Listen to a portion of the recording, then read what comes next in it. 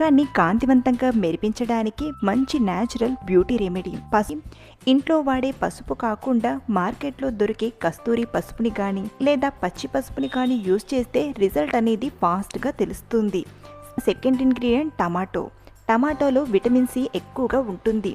అది చర్మంపై ఏర్పడే నలుపుని, డెడ్ సెల్స్ని చక్కగా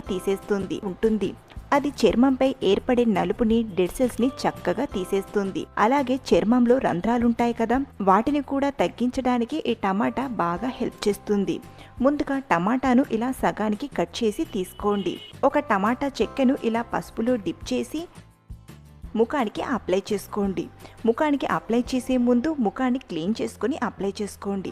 ఇక్కడ నేను చేతిపై అప్లై చేసి చూపిస్తున్నాను, సో ఏమనుకోకండి. ఇలా ఒక 5 నిమిషాలు బాగా అప్లై చేయండి.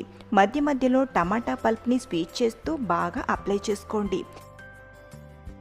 ఇలా ఒక 5 నిమిషాలు బాగా అప్లై చేశాక నార్మల్ వాటర్తో కడిగేయండి. ఆ తర్వాత మనం సెకండ్ స్టెప్ని ఫాలో అవ్వాలి.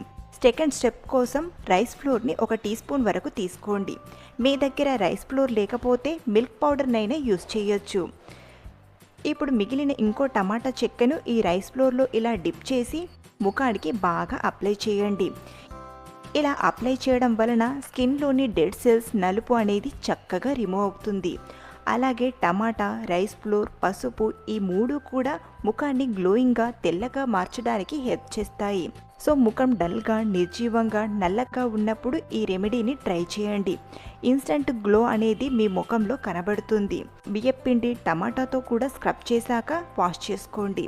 ఇలా 2 స్టెప్స్ని పాటించడం వలన ముఖం కాంతివంతంగా కనబడుతుంది. ఈ రెమెడీని మీరు వారానికి 2 సార్లు అప్లై చేయండి. మంచి రిజల్ట్ ఉంటుంది. అలాగే ఈ టిప్స్ పింపుల్స్ ఉన్నవారు కూడా ట్రై చేయొచ్చు. ఆయిలీ స్కిన్ వారికైనా, డ్రై స్కిన్ వారికైనా